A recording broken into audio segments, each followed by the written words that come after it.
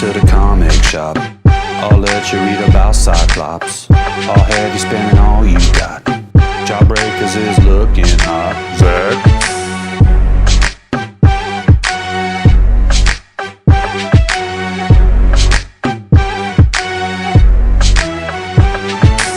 All right, here we go again, one more time. Big Legit in the house, ready to talk to all of you about some totally awesome comics from the 20th century. And the comics we're talking about are actually comic books that were written about the end of the 21st century. That's right, we're jumping in the DeLorean. We're heading straight into the future to the year 2099 to talk about Ravage 2099. This is #1, released December of 1992. This is the second in the 2099 series, second comic release in the 2099 series. And if you look right here, it is actually signed by Speaker of the House, Paul Ryan. Most people don't know this, but before Paul Ryan was in politics, he actually was a penciler for Marvel Comics. That could be speculation, but you can believe it if you want. That's fine. It's fine to believe things. Here we have this beautiful gold foil cover, which absolutely enchanted me as a kid. All the 2099s had a variation of this on their first issue. This, however, this ragamuffin hobo named Ravage didn't do anything for me, so I wasn't really into this when I was a kid. But as an adult, I have been absolutely blown away by this comic book, and I'll tell you why I'm blown away by this comic book. Because it is written by Stan Lee. Stan wrote the first few issues of Ravage, and it's actually a really good story. Polluter, halt and submit. An eco patrol. They found me. Ready weapons. Activate pursuit mode. So basically they're hunting this guy down for polluting, but he doesn't think he's a polluter. And this is very political. This is very political. And I understand some of my MAGA friends may be worried that this is too political for them, but just bear with me here. Because they kill the guy, and then our buddy here, Paul Philip Ravage, who is one of the guys in control at Eco Central, is wondering why was he killed? It was the subject offered resistance. We had no choice. And so, basically, this guy is, the typical corporate shill.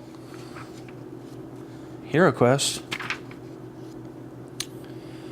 And he leaves work to go, find out what's going on, and then these kids are gonna, shake him down for some money, but he's too buff of a stud, totally stops them, grabs this one. He's not gonna kill him. He just wants to know what's up. It was my father that you goons murdered in the sewer today. Say it straight. He was a polluter, and he wouldn't surrender. That shows what you know. Maybe my pa wasn't no saint, but he sure wasn't no polluter either. He found out who was behind most of the pollution, and he was headed for Eco Central to let you know. That's why you had him killed, because you're one of them.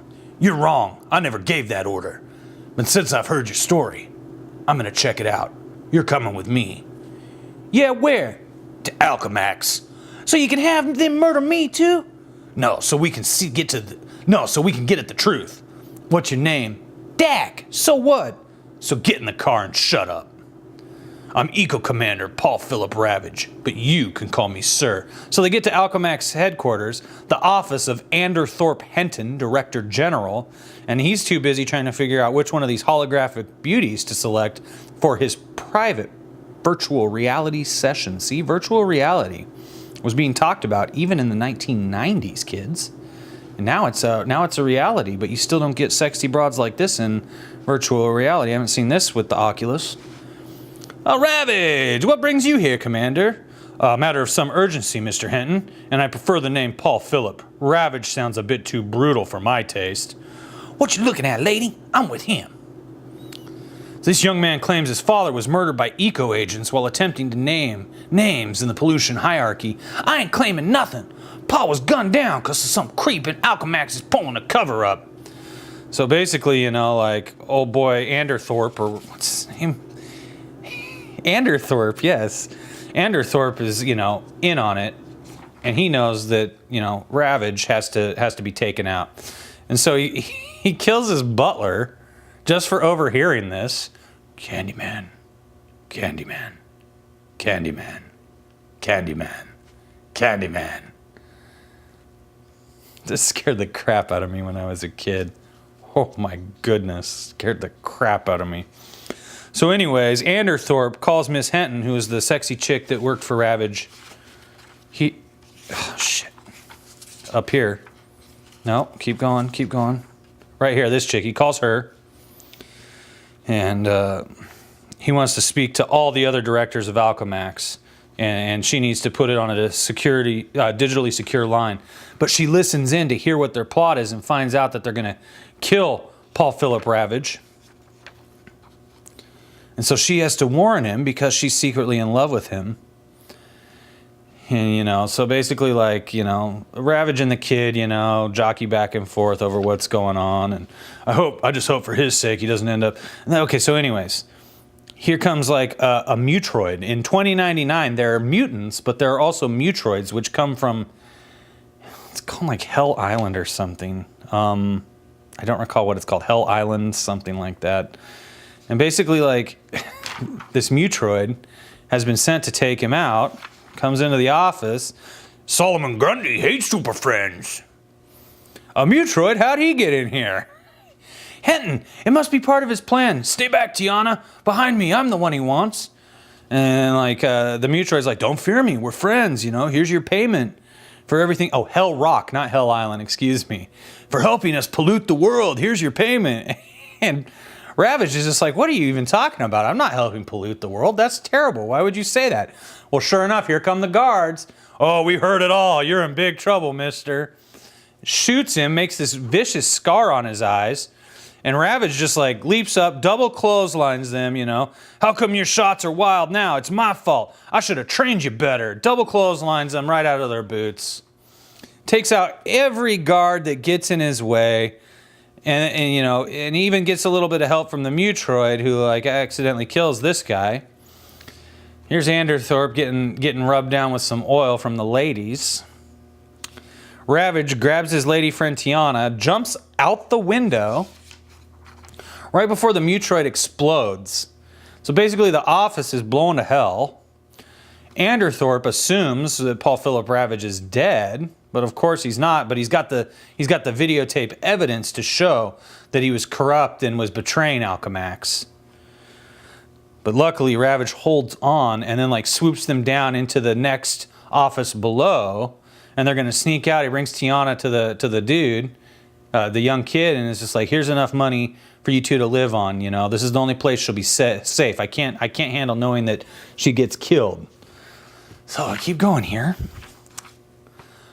Reggie White, there he is. Look it up, kids, Reggie White. So then Ravage goes and he breaks into a junkyard. And he basically like starts taking junkyard parts and putting them on his bodies. Like a rock. So, and this sucks. This part really sucks.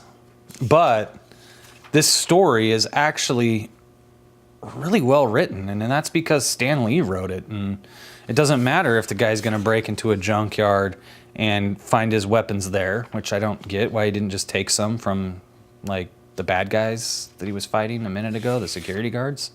They had guns and stuff. And then he steals a dump truck. And he's just like, I'm still in this giant metal dump truck because it's really tough compared to all the cheap, crappy plastic cars that you get in the future. And then you have this bad guy, Deathstrike, who, you know, is just like, let me just go ahead and give it to you here. This is the epilogue. This is on Hell Rock, a continent of evil surrounded by sea. Shrouded in fog it sits, a primordial land of toxic waste and seething slime, a festering cancer on the face of Earth. That is good writing. That is Stan Lee's voice. On the highest peak sits the castle of its ruler absolute.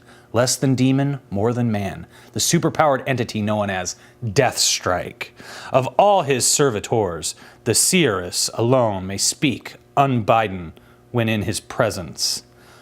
Unbidden? I've never read this word, and I know a lot of words. I have a disturbing vision, my lord.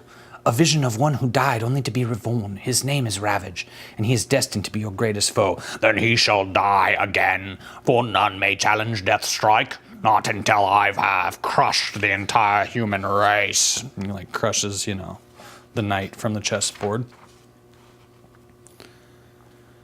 And then we have Joey Cavaliers. So this is the end. Like, this is the end. This is a good comic. This comic, it didn't do anything for me in 1992 when it came out. But here we are, 25 plus years later. And this gem has totally moved the needle for me. Totally moved the needle for me. Totally. It's so good. I'm going to go pick up 2 or 3 more issues just to see basically how well Stan wrote this and where it goes. So this is from Joey Cavalieri. Reading the paper depresses the heck out of me. One pundit put forth the proposition that our world's major problems, disease, crime, war, poverty, simply can't be solved the way we're going about it. Why? Because we've created giant bureaucracies, big science, big government, big brother, to deal with these problems. Now, if they solve them, they're in big trouble, because they'll only be out of work. So, it's in the best interests of the problem-solving people to make sure our problems continue. Kind of makes Smilin' Stan's wild idea of a pollution bureaucracy in 2099 seem a little too close for comfort. So much for collective thinking.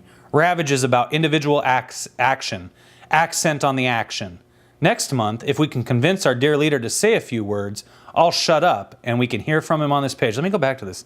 Now, if they solve them, they're in big trouble because they'll only be out of work. So it's in the best interest of the problem-solving people to make sure our problems continue. Does this sound like your government, America? Does this sound like your government, Europe? This sounds just like our government. I don't care what the issue is. Let's take an issue. Let's talk about immigration. Now, if Congress solves the problem, they're in trouble because they'll only be out of work. So it's in the best interest of the problem-solving Democrats to make sure our problems continue. That's why we have problems, because we do not have brave men like Ravage to stand up and do what's right, even though they're paid $175,000 a year to do what's right in Congress and to do good things for the American people, but they don't do it. Because why? Because it's not in their interest, and they could give a crap less about us. And that's what this comic book seems to be all about to me, is a man having to stand up and do what's right, despite massive government and corporate oppression preventing him from doing what's right. I don't care if you're talking about pollution. I don't care if you're talking about immigration. I don't care if you're talking about homeland security. I don't care if you're talking about the drug epidemic sweeping our country. This is a great comic thanks to Stan Lee, who stood up and wrote a great story that teaches young boys how to grow up to be strong men and fight against oppression, no matter how massive and how looming it may seem that powerful oppressor is. Ravage stood up. He realized that he was part of the problem, and now he's become part of the solution. And that's what American kids need to learn how to become. And they're not getting that through comic books nowadays. And it's a damn shame. So if you want your kids to grow up right, then you need to pick good comics from the 1990s, 2099 or 1992. Doesn't matter to me. This is a quality comic, signed by Speaker of the House Paul Ryan or not. It doesn't matter. It's a good comic book. Paul Ryan, not so much. Not a good leader. That's why he's out of here. Ravage, though, he can stay, in my opinion, because this was a good book. So you tell me, which comic books do you think teach young men how to grow up to be strong, upright citizens of the United States? Is it a Ravage 2099 book? Is it any 2099 book? Was it an X-Men book? Is it Wolverine? Is it Superman? I want to hear from you people out there in the comments below. What comics do you think kids should be reading to teach them how to grow up strong and brave and forthright so that they can be heroes to the generation behind them? I cannot wait to read your responses. Please give a like. Please subscribe. And I'll talk to you soon about another totally awesome comic book from the year 2099. Because this comic right here moved the needle for me today. And I am so happy to share it with you. Thanks, guys. I love you all. Big Legit out. Peace.